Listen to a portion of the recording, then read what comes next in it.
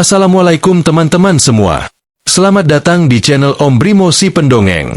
Tempat di mana setiap kisah punya makna. Dan setiap makna bisa jadi pelajaran untuk hidup kita.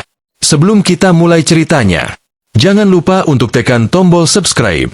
Nyalakan loncengnya juga, supaya kalian gak ketinggalan kisah-kisah baru dari Om Brimo. Karena di sini, setiap cerita bukan sekadar dongeng, tapi cermin kehidupan, yang bisa membuat kita merenung, tersenyum, kadang juga meneteskan air mata. Jadi, duduk yang nyaman ya, karena kali ini, Om Brimo akan segera masuk ke dalam ceritanya. Pada zaman dahulu kala, di lereng Gunung Wilis, hiduplah seorang petani sederhana bernama Ki Ageng Batoro bersama istrinya Nyi Ageng Sulastri. Mereka hidup dalam kesederhanaan. Rumah mereka terbuat dari bambu, berdiri di tengah hamparan sawah hijau yang luas. Setiap hari, Ki Ageng berangkat ke ladang sejak pagi, mencangkul tanah dan menanam padi.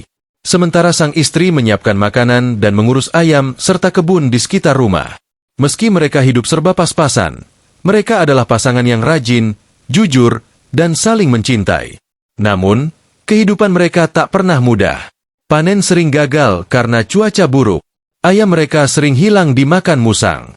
Dan setiap kali mereka berdoa, Ki Ageng selalu memohon satu hal. Ya Tuhan, berikanlah sedikit keberuntungan untuk keluarga kami. Kami ingin hidup cukup, bukan berlimpah, hanya cukup. Suatu hari, saat Ki Ageng sedang mencangkul di sawah, ia melihat sesuatu yang bergerak di antara rumpun padi. Ia mendekat dengan hati-hati. Ternyata, seekor ular kecil berwarna hijau keemasan sedang terjerat akar tanaman. Tubuhnya terluka parah. Ki Ageng merasa kasihan. Ia pun memungut ular itu, membawanya pulang, dan berkata kepada istrinya, "Kasihan, Nyi. Ular ini sepertinya hampir mati. Biar kita rawat saja sampai sembuh." Nyi Ageng yang berhati lembut setuju. Mereka merawat ular itu di sebuah wadah bambu kecil, memberinya air dan makanan setiap hari. Anehnya, sejak ular itu dirawat, sawah Ki Ageng tumbuh lebih subur dari biasanya. Tanaman yang dulu layu kini menghijau segar. Ayam mereka berkembang biak cepat, dan hasil panen berlipat ganda. Mereka merasa diberkahi, namun tidak tahu mengapa. Beberapa minggu kemudian, ular itu tumbuh besar dan tampak semakin kuat. Namun, malam itu, Ki Ageng bermimpi aneh. Ia melihat ular yang ia rawat berbicara dengan suara halus. "Wahai Ki Ageng, aku bukan ular biasa. Aku adalah Baru Klinting, jelmaan makhluk penjaga alam. Aku berterima kasih atas kebaikanmu. Tapi ingatlah, waktuku di dunia manusia tak lama lagi. Jika aku mati nanti, kuburkan tubuhku dengan tenang, tapi jangan sekalipun mengambil kulitku. Jika kau melanggar, bencana besar akan datang." Ki Ageng terbangun dengan napas tersengal. Ia memegang dadanya dan menceritakan mimpinya kepada sang istri. Mereka berdua sepakat untuk menuruti pesan itu, apapun yang terjadi. Beberapa hari kemudian, ular itu benar-benar mati. Ki Ageng merasa sedih, seolah kehilangan teman sendiri. Dengan hati-hati ia menggali tanah di dekat rumahnya dan menguburkan tubuh ular itu. Namun, saat mengangkat tubuhnya, ia melihat kulit ular yang berkilau seperti emas. Cahayanya berpendar indah diterpa sinar matahari sore. Hatinya mulai tergoda. Apakah ini emas sungguhan? Pikir Ki Ageng dalam hati. Nyi Ageng yang berdiri di sampingnya berkata lirih, "Kakang, jangan, ingat pesan ular itu. Jangan ambil kulitnya. Kita sudah hidup cukup, tak perlu serakah." Namun, bisikan serakah di hati Ki Ageng semakin kuat. Ia berpikir, kalau aku simpan sedikit saja, mungkin bisa untuk masa depan anak cucu. Akhirnya, ia mengambil kulit ular itu dan menyimpannya diam-diam di dalam rumah, tanpa sepengetahuan istrinya. Malam itu, langit mendadak gelap. Awan hitam menutupi bulan.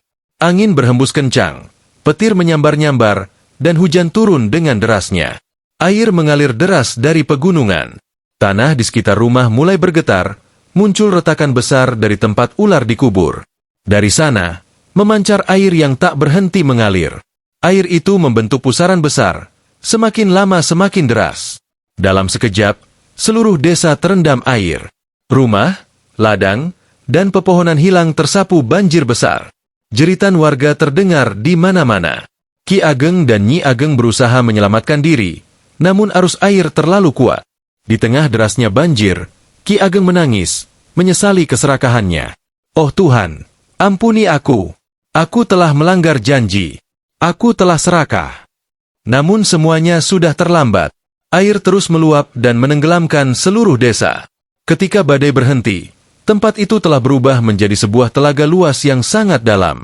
Dan masyarakat kemudian menamainya Telaga Ngebel, dari kata kebanjiran atau ngebeleh, yang berarti meluap keluar. Sejak saat itu, masyarakat sekitar percaya bahwa di dasar Telaga Ngebel masih ada seekor ular besar yang menjaga keseimbangan alam. Ular itu dipercaya sebagai jelmaan Baru Klinting, penjaga air dan pelindung tanah Ponorogo. Setiap tahun, masyarakat mengadakan upacara larung sesaji di Telaga Ngebel. Mereka membawa hasil bumi, bunga, dan doa-doa, lalu melarungkannya ke telaga sebagai bentuk rasa syukur dan penghormatan kepada alam serta sang penjaga air. Telaga Ngebel kini menjadi tempat yang indah dan damai.